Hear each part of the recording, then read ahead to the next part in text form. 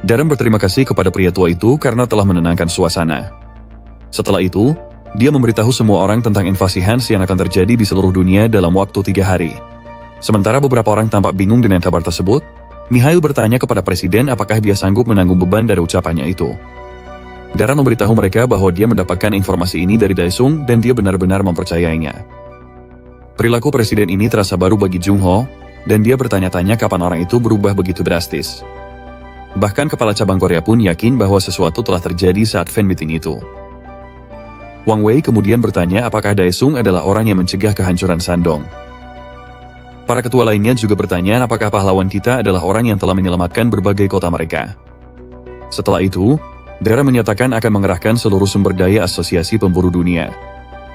Ia mendesak asosiasi masing-masing negara untuk bersiap menghadapi perang. Beberapa hari kemudian, jalanan kota dipenuhi oleh para pemburu yang tak terhitung jumlahnya. Haram bertanya pada Chang Sik apakah dia gugup, tapi Chang Sik bilang dia justru lebih penasaran. Dia merasa perang benar-benar akan pecah, berbeda dengan Haran. Lalu dia bertanya pada Haran tentang situasi gerbang teleportasi domestik dan internasional. Haran memberitahunya bahwa gerbang-gerbang itu dipasang di kota-kota besar di seluruh dunia untuk memperkecil area pertahanan. Dengan ini, para pemburu akan bisa saling membantu. Meski begitu, Chang Sik masih belum melihat orang yang mengatakan bahwa mereka akan diserang. Dia mengetahui bahwa Darren sedang menjalankan operasi khusus, jadi dia bertanya tentang Seo Hyun dan Dong Cheo.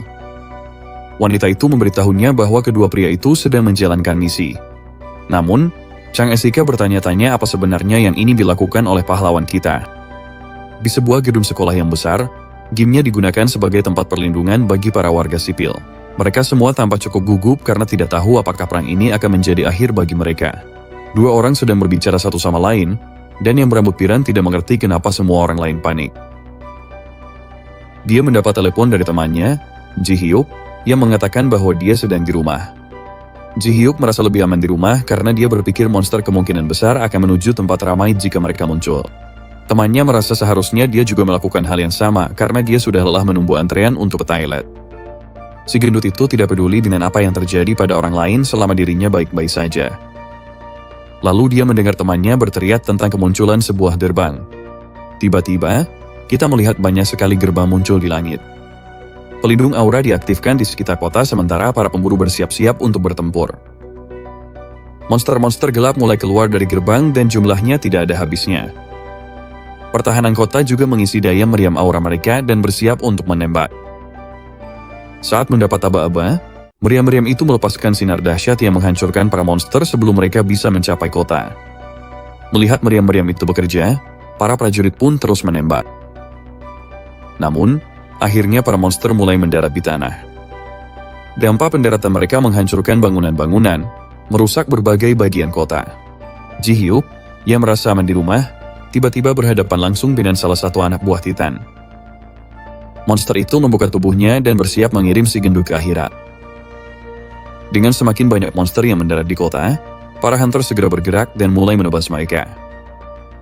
Saat salah satu dari mereka menebas monster itu, dia menoleh rekan-rekannya dan berkata bahwa monster-monster ini mudah dikalahkan. Namun, para anak buah yang menyeramkan ini mulai bergabung dan tumbuh semakin besar. Hal ini membuat para hunter merinding ketakutan. Monster itu dengan cepat melenyapkan pria itu, membuat yang lain ketakutan setengah mati. Di markas asosiasi, mereka bisa melihat banyak gerbang bermunculan di seluruh negeri dan jumlahnya tidak berkurang. Salah satu staf memberitahu kepala cabang bahwa mereka sudah membentuk garis pertahanan di sekitar tempat perlindungan dan sedang bertempur, tapi beberapa area masih belum dijaga. Ah Jung juga memberitahu manajer bahwa jumlah gerbang dan monster meningkat dengan sangat cepat. Mereka benar-benar dalam kekacauan total dan sang manajer sama sekali tidak tahu bagaimana cara keluar dari situasi ini. Kembali ke medan perang, Haran sedang memberikan buff pada kemampuan Chang Sik. Sang hunter mengaktifkan teknik pamungkasnya dan melompat ke udara. Dia berhasil membantai beberapa monster dan memancing sisanya untuk menyerangnya. Dia menggunakan skill tahun besar-besaran untuk membuat sebagian besar monster tetap fokus padanya. Namun, Haran menganggap dia bodoh karena menggunakan tahun di lokasi mereka. Anak buah Titan mulai bergabung satu sama lain hingga terbentuk monster raksasa. Chang Sik langsung meluncur ke kepala monster itu tanpa berpikir panjang, membuat Haran panik. Sementara itu di Beijing, Tiongkok, para pemburu biksu Shaolin sedang bertarung melawan anak buah Titan yang muncul di negara tersebut. Harapan kembali muncul di mata warga ketika mereka melihat para pemburu melawan para monster. Sang biksu menyuruh mereka segera mengungsi karena daerah itu berbahaya, tapi orang-orang tetap keras kepala. Saat para pemburu biksu melanjutkan pertarungan, anak buah Titan melakukan gerakan kombinasi yang sama dan berubah menjadi monster yang lebih besar. Para pemburu dengan cepat membentuk formasi untuk melawan transformasi monster itu. Namun, salah satu biksu kesulitan menyesuaikan diri dengan formasi tersebut. Akibatnya, minion besar itu bisa menyerang para pemburu dengan mudah. Melihat situasi semakin genting, akhirnya warga memutuskan untuk lari menyelamatkan diri. Yonghwa kemudian muncul untuk membantu pasukan. Sementara itu di Jepang, Tetsuka dan para ninja lainnya juga menghadapi bagian pertempuran mereka sendiri. Dengan kemampuan auranya, ia menembakkan banyak shuriken ke arah para monster, mengalahkan banyak dari mereka sekaligus. Setelah itu, ia memerintahkan pasukannya untuk maju menyerang. Saat pasukan maju menyerang, para monster seperti biasa bergabung membentuk satu makhluk besar yang mengerikan. Kali ini, para minion membentuk seekor ular raksasa berkepala 3. Monster itu menyerang mereka dengan serangan cepat yang sulit dihindari oleh para pemburu. Sementara pasukan mulai kewalahan, Tetsuka melompat ke udara untuk menyerang makhluk itu. Saat ia meluncur turun ke arah mereka, ketiga kepala ular itu menyatu menjadi satu. Tetsuka lengah karena hal ini dan mendapati dirinya dalam posisi yang sulit. Adegan berpindah ke istana menara di rumah Daesung. Di sana, kita melihat para monster terbang langsung ke arah orang-orang. Sebuah unit tempur menembaki monster-monster itu dengan senjata mereka, tapi pelurunya tidak mempan. Beberapa detik kemudian, penghalang di sekitar rumah itu hancur berkeping-keping. Para warga sipil pun menjadi kacau balau. Saat mereka menoleh ke arah pintu, mereka melihat bahwa tempat parkir sudah dipenuhi monster. Makhluk-makhluk keji itu membuat kekacauan sambil mencari target berikutnya. Keluarga sang pahlawan bersembunyi di apartemen mereka dan berusaha sekuat tenaga untuk tetap diam. Ibunya berharap putranya akan muncul untuk menyelamatkan mereka. Tepat saat salah satu monster hendak mendobrak pintu, makhluk itu dihantam oleh sebuah sinar. Sebuah hurait yang dipanggil untuk melindungi keluarga itu muncul dan menyebut para monster sebagai sisa-sisa legiun kekacauan. Hurait itu memanggil para prajurit benteng besi untuk membantai semua monster di gedung itu. Para prajurit undiat bangkit dari tanah dan terlibat dalam pertempuran sengit melawan para bawahan Titan. Setelah mengalahkan mereka, hantu itu memberitahu Raja Iblis tentang kekalahan para monster. Meskipun sudah memberitahu para pemburu segalanya dari awal, Daesung tetap marah kepada mereka karena tidak bisa menyelesaikan satu tugas pun. Dia menyuruh Raja Hantu untuk tetap di tempat sampai dia datang. Daesung berencana untuk menghadapi musuh-musuhnya karena telah menerobos masuk rumahnya dan mengancam keluarganya. Dia berbalik ke para pelayannya yang sekarang memiliki tanduk di kepala mereka dan telah berubah menjadi pembunuh mematikan. Dia membuka sebuah gerbang dan bersiap untuk bergabung dalam pertarungan bersama tiga pemburu itu. Setelah semua orang masuk, Chang Esika langsung nekat seperti Lyra Jenkins dan melemparkan dirinya ke portal juga, mendarat di sisi lain seolah-olah dia sedang audisi untuk film Spider-Man berikutnya. Jauh di dalam hatinya, dia benar-benar terguncang saat melihat tumpukan mayat manusia yang mengerikan, disusun seperti sampah di tempat pembuangan yang mencurigakan. Tapi kemudian dia sadar bahwa sebenarnya dia sedang berdiri di atas tangan raksasa Sang Titan bersama yang lain. Jadi dia langsung kabur dari situasi mimpi buruk itu dan lari sekencang-kencangnya seolah-olah nyawanya benar-benar terancam. Begitu dia melompat dari tangan itu, Sang Titan langsung mengepalkan tinjunya seperti sedang meremukan kaleng soda dan menghancurkan semua orang malang di dalamnya sampai lumat, lalu menenggak mereka dengan santai seperti smoothie raspberry terlarang yang terkutuk. Sekarang sudah benar-benar terisi tenaga dari baterai manusia. Itu, raksasa itu melirik ke bawah ke arah anak berambut putih yang hanya berdiri terpaku, terkunci dalam kekaguman seolah-olah sedang mencoba memahami pertarungan bos di mode mimpi buruk. Tepat saat itu, portal lain terbuka dan lebih banyak lagi tubuh berjatuhan sebagai camilan tambahan untuk monster raksasa ini, yang membuat Changsik berkeringat dingin karena benar-benar merasa tidak ada satupun hal berguna yang bisa dia lakukan di sini.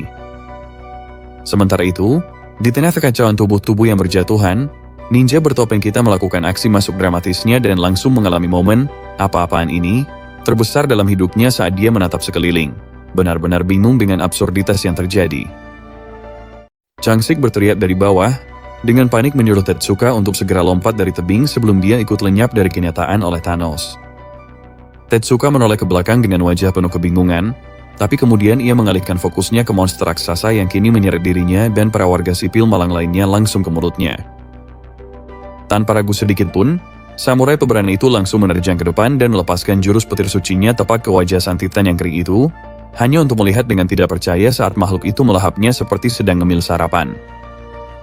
Tetsuka mengumpat dengan kata-kata makian kelas atas nasib sialnya, sambil menyadari kalau monster itu sebentar lagi akan memakannya seperti hidangan penutup setelah makanan pembuka. Tapi tiba-tiba, rantai membara melilit lengan titan itu dan membuatnya terhuyung mundur. Saat semua ini terjadi, Raja Iblis kita datang bersama gengnya dan mengejek si raksasa karena makan seperti orang Amerika gendut yang gak tahu malu, sambil menegaskan dengan jelas kalau ini adalah pesta makan terakhirnya karena dia bakal mengacak-acak tempat itu bersama pasukan rasu bertanduknya. Melihat titan itu dalam masalah, Pendeta Agung dengan sigap memerintahkan pasukan makhluk anehnya untuk melenyapkan semua yang disebut pendosa itu. Dua badut iblis jelek itu lari ala Naruto langsung ke arah Raja Iblis sendiri. Tapi auranya si Raja Iblis udah di level dewa sampai dia nggak sudi menatap mata mereka. Tepat saat itu, Dong Chol dengan mode Ultra Instinct melesat di udara dan menghantamkan pukulan brutal yang mematahkan tulang langsung ke wajah musuh pertama, melemparkan si sialan itu seperti boneka kain di kejauhan. Hal ini justru makin membuat iblis wanita itu marah. Dan tanpa ragu dia langsung menembakkan ledakan energi ganas yang mengunci Dong Chol sebagai targetnya. Tepat sebelum serangan itu mengenai, Choju maju seperti seorang pelindung dan bersiap menahan seluruh kekuatan serangan itu. Saat dia tetap bertahan di posisinya, mata-mata menyeramkan dan mengerikan mulai bermunculan di udara di sekelilingnya, menjebaknya dalam tatapan mereka bahkan sebelum dia sadar apa yang sedang terjadi.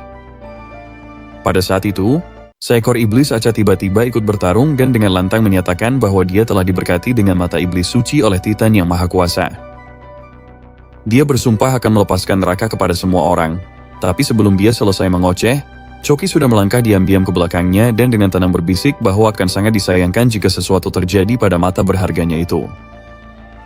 Dalam satu gerakan cepat, boneka terkutuk itu memanjat tubuhnya dan mulai mencakar dengan ganas mata yang begitu dibanggakannya, mencabutnya dari rongganya tanpa ampun. Sementara itu, Titan itu mendidih karena marah kepada Daesung karena telah mengganggu makan siangnya di tengah pertempuran dan bersumpah akan memberinya kematian paling brutal dan menyakitkan yang bisa dibayangkan. Tanpa gentar, sang pahlawan melampaui batasnya sendiri dan melampaui batas mana miliknya. Lalu ia memanggil belasan rantai berapi lagi yang melilit Titan itu, menegaskan bahwa ia masih memegang kendali. Dengan senyum licik penuh aura iblis sejati, penguasa neraka itu menantang monster raksasa itu untuk maju, sehingga Titan itu meraung frustasi dan memerintahkan semua anak buahnya yang tersebar untuk segera kembali kepadanya. Di bumi, seekor iblis yang mengintai hampir saja menghabisi seorang pekerja kantoran yang ketakutan ketika tiba-tiba ia membeku, menerima sinyal dari Titan, dan langsung mundur tanpa melakukan gerakan lain. Tak lama kemudian, para pemburu yang menyaksikan kejadian itu menyadari bahwa semua iblis sudah mundur, kembali ke neraka melalui gerbang berputar. Dan tanpa membuang waktu, mereka mulai menyingkirkan sebanyak mungkin iblis sebelum sisanya menghilang. Saat monster terakhir menghilang, para pemburu hanya bisa berdiri terpaku dan bingung, mencoba memahami apa yang baru saja terjadi. Sementara itu, suara-suara putus asa menduma di langit ketika orang-orang berteriak dan menangis, berharap keluarga mereka yang telah tiada bisa kembali entah bagaimana caranya. Tapi si bocah kita cuma berdiri di sana dengan gaya di tengah awan debu raksasa. Dengan tatapan yang sangat serius di matanya, Daesu memanggil para prajuritnya dan para pejuang undead mulai bermunculan dari kerumunan seperti di The Walking Dead versi temu. Jumlah pejuang berdarah dingin yang luar biasa banyak berkumpul di sekitar medan perang dan dia menunggu perintah. Setelah itu, pahlawan kita memberi mereka instruksi untuk melindungi warga dan menuntun mereka pergi ke tempat yang aman. Tapi orang-orang yang ketakutan itu berteriak dan memaki para undead, yang hanya menerima makian itu dan tetap menjalankan misi mereka seperti pekerja kantoran yang stuck di kerjaan buntu. Sementara itu, dua pria berambut putih berjalan mendekati Daesung dan menyapanya dengan santai seolah-olah ini reuni kelas. Dan salah satu dari mereka bahkan mengucapkan terima kasih dengan rendah hati karena sudah menyelamatkan dirinya yang payah itu. Tiba-tiba, pahlawan kita terhuyung dan mengerang kesakitan saat si Titan gila mengamuk hebat melawan rantai, seperti pasien rumah sakit jiwa yang terperangkap dalam jaket pengaman. Sambil melihat sekeliling, Pahlawan kita menyadari betapa suramnya situasi dan memberitahu kedua pria itu untuk tetap fokus dan berusaha menyelamatkan sebanyak mungkin manusia. Pemimpin Tetsuka mencoba berargumen bahwa hal itu tidak mungkin dilakukan sekarang. Tapi pahlawan kita semakin bersikeras dengan mengatakan bahwa orang-orang ini masih berpegang pada harapan putus asa untuk bisa pulang. Tepat saat adegan beralih ke para korban yang menangis dan hancur di sekeliling mereka. Dia memejamkan mata saat kilasan-kilasan masa lalunya di neraka kembali membanjiri pikirannya dan PTSD-nya menghantam keras. Karena apa yang dia lihat sekarang terlalu mirip dengan semua itu. Pada saat itu, keduanya hanya bisa berdiri di sana menyaksikan dia terseret ke dalam kenangannya dalam keheningan. Sampai tiba-tiba Changsik berteriak bahwa Daesung sebaiknya pergi mengurus monster raksasa itu sementara dia akan mengamankan semua warga sipil. Tetsuka langsung menangkap maksudnya dan langsung berlari ala ninja dengan kecepatan penuh mengikuti arahan rekannya. Dia memutuskan sudah waktunya untuk benar-benar fokus saat ia mengunci pandangan pada makhluk raksasa yang mengamuk seperti tempat sampah terbakar itu. Sementara itu, Titan itu masih mengamuk seperti balita marah yang dipasangi tali kekang dan menatap Daesung dengan tatapan paling sinis, bersumpah tidak akan pernah memaafkannya dan berjanji akan memusnahkan seluruh umat manusia apapun yang terjadi. Tiba-tiba sistem memberinya peringatan bahwa menggunakan kekuatan lebih bisa benar-benar membunuhnya, yang membuatnya bertanya-tanya apakah transformasinya bisa error dan kembali normal jika levelnya turun. Sambil menatap monster kekacauan mutlak di depannya, pahlawan kita memerintahkan para rasul yang ia panggil untuk segera mengakhiri langganan hidup si raksasa itu secara permanen. Ketiganya langsung maju, tapi sebelum mereka bisa mencapai Titan, para uskup bawahannya tiba-tiba muncul di depan, tanpa benar-benar putus asa ingin dilipat seperti iPhone 6. Choju melesat ke depan dengan belati terangkat tinggi, dan keduanya langsung saling serang dengan kecepatan nyaris secepat cahaya. Monster keriput itu mencoba menyerang curang dengan kaki laba-laba keriputnya, tapi Chojung tetap 2 langkah lebih maju saat dia menghindar dan melancarkan salah satu jurus andalannya, Extreme Javelin. Dia menghantamkan kedua belatinya ke tanah dan melepaskan pilar-pilar es tajam raksasa yang meletus ke arah monster itu, yang membalas dengan menggunakan anggota tubuh tambahannya untuk menghancurkan batu-batu itu sambil melontarkan ejekan lemah ke arah Chojung. Saat itu juga, dia tanpa sengaja melihat sekilas wajah kotornya di pecahan es yang retak, tepat ketika gadis itu muncul di belakangnya dan menyadari bahwa dia benar-benar tamat. Gadis kita tidak membuang waktu dan langsung mengubah si nenek keriput itu jadi daging cincang instan dengan belatinya. Sementara monster itu menggumamkan sesuatu yang menyedihkan tentang Daddy Titan sebelum akhirnya tidur untuk selamanya. Tiba-tiba, sebuah bola merah melesat di udara, membuat si gadis berhenti sejenak dan bertanya-tanya apakah dia benar-benar sudah mengalahkan serangga jelek itu atau justru keadaan makin parah karena Titan itu tiba-tiba mengamuk dan mulai mengamuk lebih hebat. Raja Iblis dengan cepat menyadari bahwa tumpukan sampah raksasa itu sebenarnya sedang menyerap anak buahnya sendiri. Sementara itu, Lil Chuki benar-benar menikmati hidupnya dengan menikam salah satu anak buah itu tanpa henti. Sementara orang itu perlahan menghilang dari keberadaan, sambil menggumamkan kalimat aneh yang sama tentang Daddy Titan. Chaos Titan menyerap lagi sebuah bola energi raksasa dan berteriak semakin keras, mengancam akan melepaskan diri dari ikatannya. Melihat notifikasi sistem, sang pahlawan jadi bingung kenapa musuh malah semakin kuat padahal mereka sedang dihajar habis-habisan, dan mulai curiga apakah mereka diam-diam memakai Cheat. Tepat saat itu, Dong Chel meniru jurus Street Fighter dan menggunakan Hadouken, yang langsung melubangi salah satu bishop dan mengubahnya jadi donat yang sama sekali tidak menggugah selera. Raja Iblis kita mengalami momen bro ketika bishop terakhir juga ikut-ikutan menyanyikan lagu kebangsaan dari Titan, dan sistem kembali mengulang hal yang sudah jelas. Setelah dipaksa menelan bola energi terakhir, Titan itu menjerit penuh amarah tapi tetap tidak bisa melepaskan diri dari rantai, sementara Daesung diam-diam menyalahkan dirinya sendiri. Meski begitu, harapan belum sepenuhnya hilang karena 2 tetes berkilau muncul di depan Dong Cheol, tepat di tempat ia mengalahkan bishop terakhir. Seo Hyun membungkuk dengan boneka Chucky terkutupnya yang terhipnotis seperti bayi yang tertarik pada benda-benda berkilau.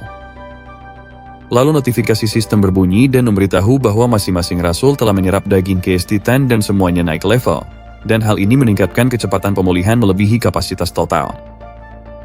Pahlawan kita langsung mulai mengumpulkan kekuatan seperti Super Saiyan, memancarkan aura ungu sementara senyum licik menyebar di wajahnya, sambil berterima kasih pada dewa-dewa yang tidak pernah ada atas kesempatan baru yang ia dapatkan, dan akhirnya memutuskan untuk benar-benar mengamuk. Begitu kekuatan barunya selesai, ia memanggil pedang raksasanya dan langsung terbang menuju Titan yang terikat itu. seperti Levi Ackerman versi buatan Cina yang hanya bisa menatap pahlawan kita dengan tatapan membunuh karena tidak bisa melakukan apa-apa yang berguna. Sebuah kesadaran tiba-tiba menggema di dalam tengkorak raksasa yang hampir kosong itu, membuat matanya membelalak saat ia bertanya-tanya apakah pahlawan kita adalah penguasa neraka. Daesung benar-benar marah karena Titan itu tidak tahu siapa yang sedang ia hadapi, lalu langsung melontarkan kata-kata kasar tentang ibunya. Raksasa besar itu mencoba menggunakan Talk No Jutsu, mengatakan bahwa mereka berbagi nasib yang sama dan merupakan dua sisi dari koin yang sama, tapi tanpa sengaja membocorkan informasi tersembunyi tentang surga. Pahlawan kita berhenti sejenak dan mempertanyakan kepada Titan apa maksudnya ketika ia mengatakan rancangan surga. Raksasa itu tanpa sengaja mengungkapkan bahwa dua makhluk sekuat mereka tidak bisa eksis di dimensi yang sama, tapi jika mereka berhasil menggabungkan kekuatan mereka dengan kekuatan persahabatan, maka mereka akan menjadi tak terhentikan dan kerajaan mereka akan menyebar ke seluruh bintang dan dimensi yang tak terhitung jumlahnya. Lalu tiba-tiba sebuah suara memanggil pahlawan kita, yang dengan susah payah berpaling dari Titan dan menatap tajam ke arah suara itu. Tepat saat itu, di depan portal, Changsik melaporkan bahwa semua manusia telah dievakuasi. Namun, pahlawan kita punya rencana lain dalam pikirannya. Ia menyeringai dan berkata pada Changsik bahwa sebaiknya dia juga segera pergi dari sini, karena kalau tidak, dia akan ikut terkena dampaknya. Pahlawan kita kemudian kembali fokus sepenuhnya pada Titan dan memberitahunya bahwa dia sudah membuat semua kesalahan dan berhasil mendapatkan tiket kelas 1 langsung ke Pound Town, alias akan dihajar habis-habisan olehnya secara gratis. Tiba-tiba, entah dari mana, portal-portal mulai terbuka di sekeliling Titan saat para prajurit iblisnya bermunculan, terbang menuju para pahlawan tiruan raksasa itu. Daesung mengangkat alisnya dengan bingung, jelas tertarik dengan apa yang sedang terjadi, sementara Titan terus berteriak pada anak buahnya untuk segera berkumpul kembali, sambil tetap berjuang sia-sia melawan rantai yang masih menahannya. Daesung semakin kesal dan memerintahkan tumpukan sampah raksasa yang terbakar itu untuk berhenti melawan dan menerima nasibnya seperti anak baik-baik. Dengan sorot mata membunuh, dia mengaktifkan salah satu jurus andalannya, Execution Slash, yang memanggil pedang raksasa bercahaya di atas Titan, siap membelahnya seperti sushi. Didorong oleh rasa takut dan panik, Titan itu nyaris berhasil melepaskan tangannya dan mengangkat lengannya dalam upaya lemah untuk menahan serangan dahsyat itu. Dia berteriak bahwa dia akan mencabik-cabik pahlawan kita satu persatu, tapi gagal menghentikan serangan di atasnya dan justru membuat dirinya terlihat semakin menyedihkan. Daesung mengulangi perintah yang sama seperti sebelumnya, berteriak padanya untuk berhenti melawan dan menerima kematiannya saja. Tepat saat itu, sebuah peringatan sistem muncul dan memberitahu pahlawan kita untuk berhati-hati atau kehilangan mana akan benar-benar membahayakan tubuhnya. Titan itu masih tidak bisa bergerak sedikit pun. Namun entah bagaimana dia menahan pedang raksasa itu sambil memohon pada anak buahnya untuk akhirnya turun tangan dan menghentikan iblis berambut putih itu. Dia berteriak memanggil prajurit setianya, Rames, yang sedang mengendap-endap di belakang Daesung, meskipun si malang itu sama sekali tidak tahu kalau sang protagonis sudah dibekali plot armor bawaan. Tetap saja, dia mencoba peruntungannya dan mengayunkan tongkatnya secara membabi buta, sambil mengeluarkan teriakan dengan suara jeleknya itu. Daesung benar-benar menghilang dari pandangannya, membuatnya hanya memukul udara kosong saat tongkatnya menghantam tanah dengan bunyi gedebuk yang tumpul. Rames benar-benar mengalami momen Nani, dan masih belum sadar kalau dia sudah dikelabui, sementara Seo Hyun menjebaknya di dalam penjara sihir. Sambil memanggil buku mantranya, dia bersiap mengejar sang rasul yang baru saja mempermalukannya, tapi tiba-tiba koneksi Bluetooth dengan lengannya terputus dan anggota tubuh itu jatuh ke tanah. Ternyata Dong Cheol telah menerjangnya seperti kereta barang yang lepas kendali dan memutus lengan monster itu sebersih kilat. Berputar kembali, sang rasul memutuskan untuk menyerang lagi dan menyuruh sang uskup mengucapkan kata-kata terakhirnya sebelum kembali menerjang lurus ke arahnya. Rames hanya sempat berpikir tentang bagaimana makhluk sekuat mereka bisa direndahkan oleh manusia-manusia menyedihkan ini, tepat sebelum ia menjadi korban dari kasus yang terlalu sering terjadi, sindrom kepala tiba-tiba hilang.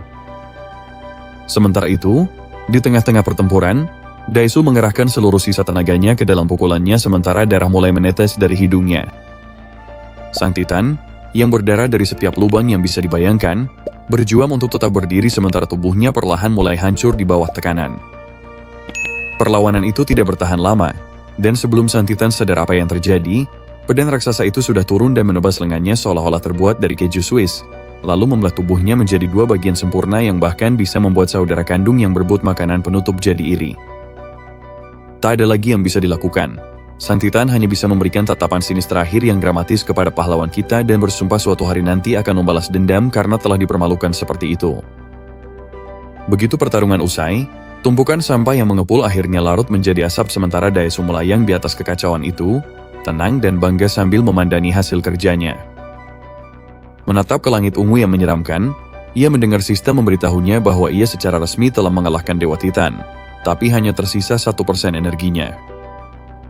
Benar-benar kehabisan tenaga, ia mencoba menstabilkan napasnya dan bertanya-tanya apakah semuanya benar-benar sudah berakhir, sementara armornya mulai hancur perlahan, menyisakan hanya bagian di lengannya yang masih utuh. Sebuah massa besar menyerupai jantung yang tampak mengerikan melayang di depannya, meneteskan darah, dan sistem mengumumkan bahwa karena ia telah mengalahkan Titan, kini ia berhak menyerap kekuatan ilahi itu. Daesung menjilat bibirnya, sadar betapa ia sangat membutuhkan camilan penuh kekuatan ini atau ia bisa saja ambruk mencium lantai. Tapi sebelum ia sempat bergerak, tiba-tiba sebuah pedang menusuk dadanya, membuat matanya membelalak karena terkejut.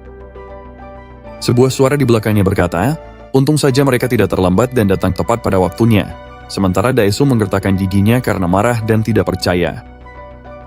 Ia menggertakkan giginya dan menggerutu dengan marah, menuntut penjelasan apa yang sebenarnya dilakukan oleh prajurit yang berdandan seperti perempuan itu. Makhluk yang mengendalikan prajurit itu memuji Daesung karena berhasil mengalahkan Titan kekacauan dan dengan santai menepuk bahunya, meskipun mereka juga menegaskan bahwa kekuatan kekacauan itu bukan milik Daesung untuk diklaim. Tanpa menunggu jawaban, mereka mulai melangkah menuju inti Titan itu seperti karakter Jojo yang terlalu dramatis. Daesung, yang sudah muak dengan semua omong kosong itu, menyuruhnya berhenti main-main sambil menggenggam ujung tombak begitu erat hingga mulai retak di tangannya. Sistem terus-menerus menampilkan peringatan bahwa mencabutnya hampir pasti akan berakibat fatal, tapi Daesung sama sekali tidak peduli dan tetap melanjutkan tanpa ragu. Entitas yang mengendalikan si crossdresser memperingatkannya untuk tidak melanjutkan, menjelaskan bahwa tombak itu dibuat khusus untuk menahan makhluk seperti dirinya. Karena tidak ada pilihan lain, Daesung mencabut pedangnya dan menyerang prajurit penuh gaya itu, yang justru menutup matanya dengan kecewa alih-alih bereaksi.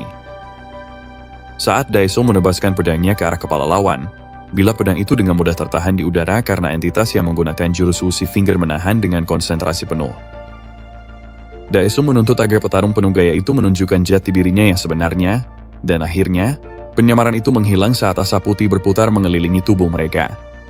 Kini berhadapan dengan makhluk emas di depannya, Daesung menyipitkan mata dan bertanya apakah dia seorang makhluk surgawi. Dia mengabaikan sikap Daesung dan mulai bermonolog seperti NPC yang terlalu dramatis, menjelaskan bahwa meskipun Daesung mungkin telah memperpanjang umur bintangnya untuk saat ini, namun hanya tinggal menunggu waktu sebelum Titan kekacauan berikutnya lahir. Dengan senyum licik, dia menyuruh Daesung untuk tetap patuh dan memainkan perannya seperti anak baik, lalu perlahan menghilang sambil mengucapkan selamat tinggal dan memperingatkannya agar tidak melakukan hal bodoh sampai mereka bertemu lagi. Daesung mengutuk nasib buruknya, mengerutkan dahi saat secara refleks meraba dadanya dan menyadari tombak itu sudah hilang, hanya menyisakan lubang besar di bajunya dan kebingungan yang makin menjadi. Saat itu juga, Seohyun berlari menghampirinya, memanggil tuannya dengan kecepatan penuh. Gadis God itu tersipu saat mengatur napasnya dan dengan nada menggoda bertanya, apa saja kenakalan yang sudah dia lakukan padanya. Dongchul muncul di belakangnya dan menjelaskan bahwa mereka semua pingsan saat latihan dan entah bagaimana terbangun dalam situasi seperti ini. Daesung tiba-tiba mendapat pencerahan dan menyadari bahwa para rasul pasti kehilangan ingatan mereka begitu mereka berubah. Dia memberitahu kelompoknya bahwa dia akan menjelaskan semuanya setelah mereka kembali. Cho Jung lalu menunjuk ke belakangnya dan berkata ada sesuatu yang aneh terjadi di belakang mereka, yang membuat Daesung menoleh ke belakang dengan bingung. Kembali di kota, para warga sipil tergeletak di tanah sementara para medis dan penyembuh berusaha membantu mereka pulih dari trauma nyaris mati. Dua orang berterima kasih kepada Harin karena telah menyembuhkan mereka, tapi momen damai itu langsung terganggu saat portal lain muncul, membuat semua orang langsung waspada. Beberapa orang mulai panik, mengira monster akan menyerang lagi, tapi Harin hanya tersenyum begitu dia menyadari siapa yang akan datang. Dua orang tadi menatap tak percaya, bertanya-tanya apakah geng Daesung benar-benar berhasil mengalahkan Titan itu. Tepat saat itu, sang pahlawan dan krunya melangkah keluar dari portal, memancarkan kepercayaan diri penuh gaya dan kerumunan langsung bersorak riuh. Orang-orang bergegas mengucapkan selamat dan berterima kasih atas usaha mereka. Tapi meski mendapat banyak pujian, Daesung tetap diam, Tenggelam dalam pikirannya sendiri dan bertanya-tanya apakah bencana ini sebenarnya bisa dihindari, bahkan setelah semua yang telah terjadi. Raja Iblis itu tampak kebingungan meski sudah memeras otaknya, menatap buku melayang di depannya sambil berusaha terlihat pintar. Ia merasa aneh karena buku ini memiliki nama yang sama, Pantheon, seperti sistem miliknya sendiri, sehingga ia mulai bertanya-tanya apakah ada hubungan di antara keduanya. Pada saat itu, sistem menampilkan informasi tentang buku tersebut dan menanyakan apakah ia ini menggunakannya untuk memindahkan sesuatu atau mengubah masa kini dengan mengirim seseorang melintasi dimensi sebagai ganti nyawa sang penyihir. Ia cukup paham dengan bagian pertama, tapi tetap tidak mengerti maksud dari perintah kedua, jadi ia memeriksa apakah sistemnya benar-benar terhubung dengan buku itu atau tidak. Sistem kemudian memberikan respons aneh yang tampak seperti error, yang justru membuatnya semakin bingung daripada sebelumnya. Tepat setelah itu, buku tersebut aktif dengan sendirinya dan mulai membalik-balik halaman sambil memancarkan cahaya terang, lalu mengeluarkan kilatan petir dramatis seolah-olah sedang ada di video musik. Saat itulah semuanya jadi kacau dengan cepat. Ketika seekor monster tentakel berlendir raksasa melompat keluar dari buku itu langsung ke arahnya dengan kecepatan luar biasa. Daesung mengangkat lengannya tepat waktu untuk menahan serangan itu, saat lidah merah raksasa melilit lengannya seperti ular dan suara dari dalam buku bertanya apakah Daesung adalah pemilik barunya. Sementara dia masih berusaha memahami apa arti semua ini.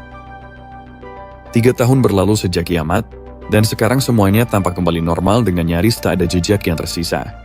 Adegan kemudian berpindah ke Amerika Serikat, di mana gedung-gedung tinggi dan jalanan yang dipenuhi kemacetan lalu lintas memenuhi pemandangan. Di rumah dalam biro, suasana tetap tenang untuk saat ini sementara kerumunan orang berkumpul untuk sebuah acara spesial. Pembawa acara maju ke depan dan memberitahu ruangan yang penuh sesak bahwa lelang akan segera dimulai, jadi mereka harus bersiap-siap jika ini mendapatkan kesempatan merebut beberapa orb gerbang. Dia menampilkan senyum percaya diri dan memperlihatkan barang pertama yang akan dilelang, yaitu orb kelas C yang bisa membuka 10 gerbang monster, sambil mengingatkan semua orang bahwa hanya tuan kecil atau menengah yang boleh ikut serta.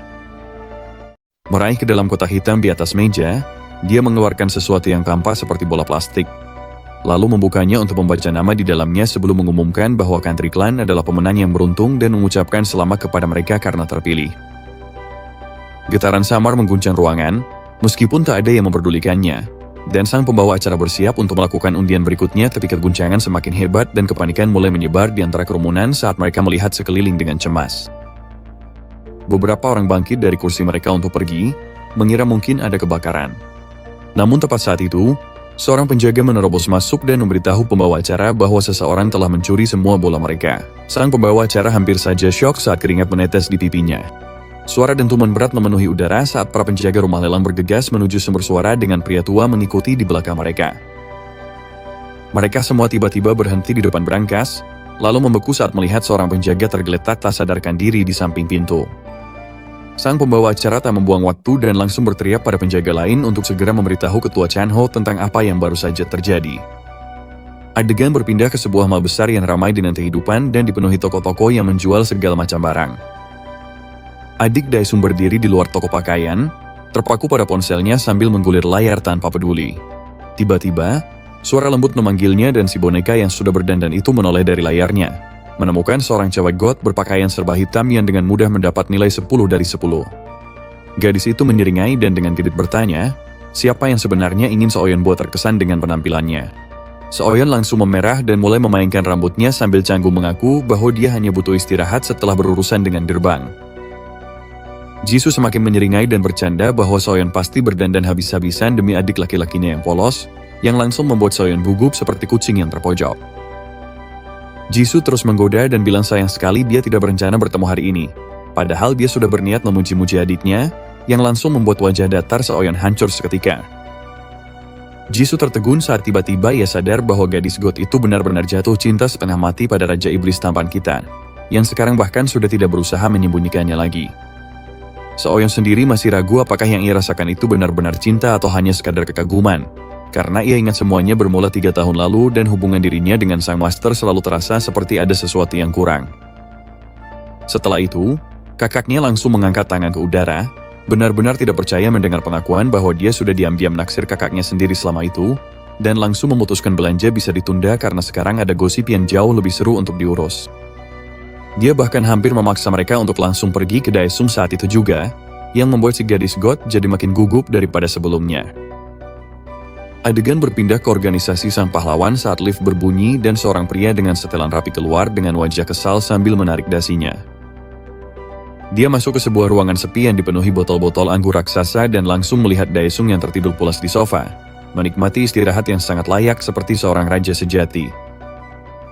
Pria bersetelan itu menegur Daesung karena sikap malasnya dan mengejek betapa enaknya bisa tidur seharian dan menghindari pekerjaan sungguhan, sambil mengulurkan tangan untuk membangunkannya.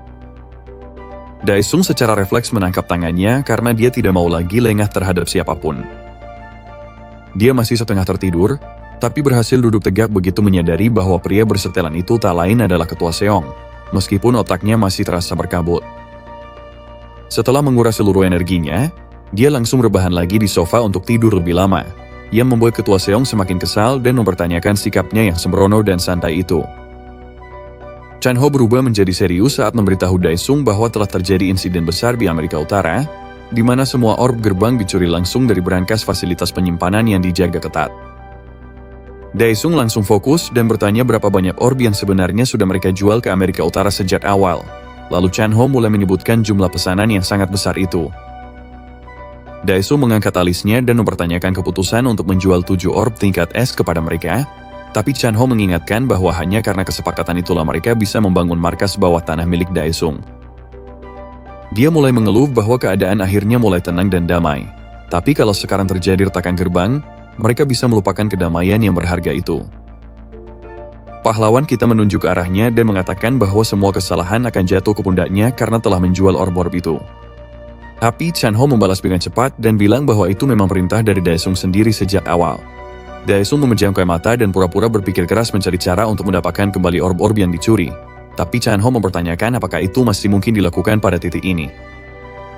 Pahlawan kita menghela napas panjang dan mengakui bahwa sebenarnya ada satu cara untuk melacaknya, sambil akhirnya berdiri untuk menunjukkan betapa seriusnya masalah ini. Kedua pria itu tiba-tiba menjadi waspada saat mereka menyadari bahwa mereka tidak lagi sendirian karena dua wanita itu sedang berjalan mendekat dan Jisoo tampak terkejut bahwa entah bagaimana dia juga berhasil menemukan Chan Ho, sambil melambaikan tangan dengan penuh semangat ke arahnya. Tanpa ragu sedikit pun, dia langsung mendekat dan menggandeng lengan sang ketua, lalu merengek bahwa akhir-akhir ini dia terlalu sibuk dengan pekerjaan dan dia benar-benar merindukannya. Tapi Chan Ho justru fokus pada hal lain saat dia dengan tenang menyuruh Jisoo untuk santai dan mundur sedikit. Namun, semuanya sudah terlambat karena Daesung langsung naik pitam dan menuntut penjelasan tentang apa sebenarnya yang dipikirkan dua badut itu sedang terjadi di antara mereka.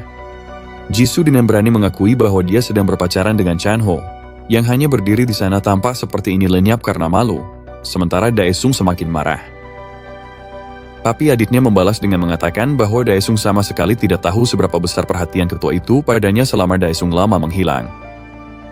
Hal ini justru makin memperkeruh suasana saat Daesung menatap tajam ke arah ketua yang licik itu dan menuntut penjelasan tentang apa maksud besarnya dan kenapa dia diam saja tanpa memberitahu Daesung sedikit pun, yang langsung berusaha menutupi semuanya. Seoyo masuk dan memecah ketegangan canggung itu ketika dia memanggil Daesung, "Opa," dengan wajah memerah malu, yang langsung membuat pahlawan kita berkeringat dingin dan matanya seperti mau melotot keluar. Gadis God itu menjelaskan bahwa Jisoo yang menyuruhnya memanggil Daesung seperti itu demi efek tertentu, sambil wajahnya makin merah dan ia pun menoleh ke arah lain. Jisoo berdiri di sana dengan bangga dan penuh percaya diri, lalu dengan belak-belakan mengatakan bahwa Seo yang jelas-jelas menyukainya dan menyuruh Daesung untuk segera memberikan jawaban yang jelas sekarang juga. Daesung tidak bisa berkata apa-apa dan benar-benar membeku. Tapi tiba-tiba sebuah cangkir jatuh ke lantai dengan suara keras yang membuat semua orang langsung menoleh ke arah suara itu untuk melihat apa yang sebenarnya terjadi. Ternyata pelakunya tidak lain adalah Cho Jung yang meminta maaf dengan wajah datar karena ceroboh, dan Jisoo langsung membeku karena terkejut saat menyadari bahwa penantang baru resmi muncul di hadapan mereka. Setelah menjadi dewa iblis, Daesung kini memiliki kekuatan untuk melihat benang sebab akibat beserta satu jenis benang aneh lainnya. Melalui matanya, setiap orang tampak memiliki benang bercahaya yang terikat pada tubuh mereka, dengan tingkat cahaya yang berbeda-beda. Seoya menatap dengan tidak percaya saat pikiran liar melintas di benaknya bahwa mungkin Cho Jung juga mulai jatuh hati padanya. Di sisi lain, Cho Jung justru mempertanyakan hal yang sama dan mulai berpikir mungkin si cewek God diam-diam juga naksir pada tuan mereka. Daesung mengamati benang-benang itu dengan sangat fokus dan menyadari bahwa benang-benang tersebut semakin kuat sejak transformasi mereka, yang sekarang tampaknya juga memperkuat emosi mereka. Tiba-tiba, Chen Ho menariknya keluar dari lamunannya ketika akhirnya dia memberanikan diri dan mengakui bahwa apa yang dikatakan Jisoo itu benar, serta mengaku ingin berpacaran dengannya. Jisoo langsung memerah malu dan dengan pelan memanggil namanya sambil berusaha menutupi rona merah yang menyebar di pipinya. Sedikit kesal, Daesung bergumam bahwa meskipun dia tidak suka dengan ide mereka berpacaran, sebenarnya tidak ada pilihan yang lebih baik. Tatapannya menajam saat ia mengalihkan fokus ke ketua dan bertanya apakah dia benar-benar siap untuk memegang kata-katanya sendiri. Chen Ho mengangguk mantap, yang entah bagaimana cukup meyakinkan sehingga sang Raja Iblis menyetujui hubungan mereka, membuat kedua sejoli itu benar-benar terkejut. Jisoo langsung mempererat pelukannya pada pacarnya dan bertanya pada kakaknya apakah dia benar-benar serius dengan semua yang baru saja dia katakan. Sementara sang ketua tersenyum lebar. Adiknya mengucapkan terima kasih, benar-benar terharu. Sementara dua gadis lainnya hanya berdiri di sana dalam keheningan total tanpa tahu harus berkata apa selanjutnya. Choju mendekat dan memecah suasana canggung dengan menghampiri Jisoo dan mengucapkan selamat. Lalu mereka berdua saling menggenggam tangan seperti sahabat sejati. Seo Hyun mencoba ikut masuk ke momen itu dengan membisikkan sesuatu kepada Jisoo tentang kesepakatan yang mereka buat sebelumnya. Meskipun jelas dia tidak menyangka Chojung akan muncul di sini seperti ini. Daesung tetap kesal karena tidur cantiknya terganggu dan mengusir yang lain. Jelas ingin dibiarkan sendiri agar bisa kembali mengurus urusan aneh apapun yang sedang dia jalani. Di tempat lain di kota yang ramai, seorang wanita acah tiba-tiba tampil habis-habisan dengan khotbah agama yang heboh. Dia membagikan selebaran dan berkhotbah tentang keyakinan anehnya sambil mengklaim bahwa Ibu Ilahi mencintai semua orang tanpa terkecuali. Dia terus mengulang kalimat yang sama seperti kaset rusak. Sementara orang-orang yang lewat mulai membicarakan bahwa ini pasti salah satu sekte baru yang tiba-tiba bermunculan. Tiba-tiba, sebuah bola cahaya ungu muncul di tengah jalan dan tampak seperti akan meledak tepat di depan lalu lintas. Para pengemudi panik saat mencoba menghindari benda bercahaya itu dan salah satu dari mereka menginjak rem ketika bola itu mulai membesar. Seorang NPC langsung berteriak bahwa itu adalah gerbang monster, yang justru memperburuk keadaan. Sementara seseorang yang lebih cerdas berteriak agar siapapun segera menghubungi para pemburu. Tepat pada saat itu, gadis dari sekte itu melemparkan selebarannya ke udara seperti konfeti dan dengan tenang berjalan langsung menuju bola cahaya sambil menarik aura seolah-olah sedang mengumpulkan kekuatan. Orang-orang yang ada di sekitar mencoba memperingatkannya agar tidak melakukan hal bodoh, tapi dia justru berjalan mendekati bola raksasa itu dan dengan lembut meletakkan tangannya di atasnya sambil melafalkan doa kepada sang ibu. Bola yang tidak stabil itu perlahan mulai mengecil sebagai respons, seolah-olah mendengarkan kata-katanya, dan seluruh kerumunan menyaksikan dalam keheningan yang tertegun, jelas terkesima oleh kekuatannya sambil menunjuk fakta yang jelas bahwa gerbang itu benar-benar mengecil. Akhirnya, gerbang monster itu benar-benar lenyap dari kenyataan dan wanita itu menepuk tangannya sebelum langsung kembali mempromosikan kultusnya, dengan lantang mengklaim bahwa siapapun yang percaya pada sang ibu akan menerima berkahnya yang tak berujung. Dia tetap terkunci dalam mode berdoa, sama sekali mengabaikan suara siren keras dari mobil polisi yang datang dan dengan cepat menopang area itu dengan lampu yang berkedip-kedip. Di tempat lain, sebuah kantong raksasa yang penuh dengan batangan emas bercahaya jatuh dengan suara gedebuk saat Daesung memerintahkan buku itu untuk mulai memakan. Tanpa membuang waktu sedetik pun, buku monster menyeramkan itu mengulurkan lidah raksasanya dan langsung melilitkan lidahnya ke tas super mahal itu seolah-olah sedang mengambil camilan. Daesung hanya menghela napas pasrah dan menggelengkan kepala. Jelas-jelas sudah lelah dengan obsesi aneh buku itu terhadap emas. Buku monster itu membalas dengan mengatakan bahwa rasanya jauh lebih enak daripada makhluk-makhluk yang pernah dimakannya sebelumnya, dan bertanya-tanya kenapa pemilik sebelumnya tidak memberinya makanan seenak ini. Suasana Bro langsung berubah jadi serius, dan dia menuntut penjelasan kemana bola yang diciptakan buku itu menghilang. Sebagai respons, buku monster itu langsung terbuka dan membalik-balik halamannya dengan kecepatan kilat sebelum berhenti di halaman yang dibutuhkan, lalu memancarkan cahaya terang yang menembak lurus ke langit. Buku itu memberitahu Raja Iblis bahwa bola yang mereka cari sebenarnya ada di suatu tempat yang sangat dekat dengan posisi mereka sekarang. Sementara Daesung berdiri di sana dengan aura keren yang luar biasa.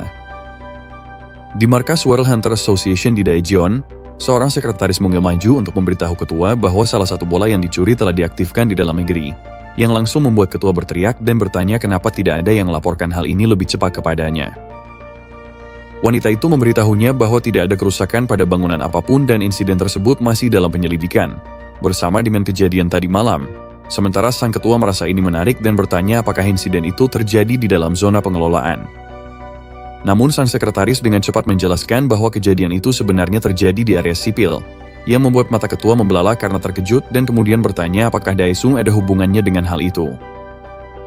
Ia semakin terkejut saat mendengar bahwa pelakunya hanyalah seorang gadis acak yang mengaku berasal dari gereja Ibu Surgawi. Ketua itu mengulangi apa yang dikatakan sekretarisnya seolah-olah sedang mencoba memahaminya dan langsung menjadi fokus. Sementara itu, di ruang ujian, kepala cabang menoleh ke Kim dan bertanya apakah hasil tes untuk wanitanya itu akhirnya sudah keluar. Kim menjawab bahwa hasilnya sama sekali tidak menunjukkan hal istimewa dan menegaskan bahwa dia hanyalah orang biasa yang bekerja sebagai guru sekolah. Kepala cabang tampak benar-benar bingung bagaimana seorang warga sipil seperti dia bisa menaklukkan gate tanpa kemampuan hunter sama sekali. Lalu berbalik ke manajer untuk memberitahunya bahwa dia mendapat izin penuh untuk menyelidiki lebih dalam, yang langsung disetujui oleh sang manajer tanpa ragu. Di luar ruang uji, Kim dengan tulus berterima kasih kepada wanita itu karena telah membantu menyelamatkan begitu banyak warga sipil. Tapi wanita itu justru merapatkan kedua tangannya dan mulai berdoa agar Bunda Surgawi juga memberkati Kim, sambil menyebut nama lengkap Kim seolah-olah sudah mengenalnya sejak TK. Manajer itu langsung merapikan kacamatanya dan bersikap waspada, bertanya-tanya apakah dia tanpa sadar telah menyebutkan namanya. Di sebuah gedung yang mirip gereja, nyanyian keras menggema di seberang jalan sementara para pemuja sekte itu dengan penuh semangat meneriakkan nama Bunda Surgawi. Salah satu pemimpinnya menyebarkan propaganda bahwa kedamaian saat ini hanya sementara dan para hunter akan segera menggunakan kekuatan mereka untuk menguasai dunia. Kerumunan itu mengacungkan tinju ke udara, meneriakkan segala hinaan rasial yang mungkin kepada para hunter sambil mengutuk nasib buruk yang membuat mereka hanya manusia biasa tanpa kekuatan. Pemimpin khotbah menenangkan para jemaat dan meyakinkan mereka bahwa palu keadilan pada akhirnya akan menghancurkan para hunter, sementara Bunda Surgawi akan melindungi mereka semua. Kim langsung mengubah pola pikirnya dan langsung sadar bahwa ini tidak lain hanyalah sekte seperti di buku teks. Wanita yang sama seperti sebelumnya bertanya apakah Kim sekarang sudah bisa merasakan kekuatannya dan meyakinkannya bahwa dia akan segera menerima kekuatan besar, yang hanya dia anggupi saja. Keadaan berubah drastis ketika pemimpin khotbah tiba-tiba melepas kerudungnya dan meminta semua orang berdiri untuk melantunkan nyanyian suci surgawi. Otak Kim langsung siaga penuh saat ia mengenali pemimpin khotbah itu tak lain adalah penegak sekte, Yunmi, dan ia sadar harus segera melaporkan hal ini. Namun sebelum ia bisa bergerak, ia merasakan tangan menyeramkan menyentuh bahunya sementara wanita gila di sebelahnya mulai melantunkan nyanyian keras-keras bersama kerumunan, membuat Kim merinding. Sebelum ia sempat bereaksi, sesuatu menghantam keras bagian belakang kepalanya dan ia langsung terjatuh ke tanah, pingsan total.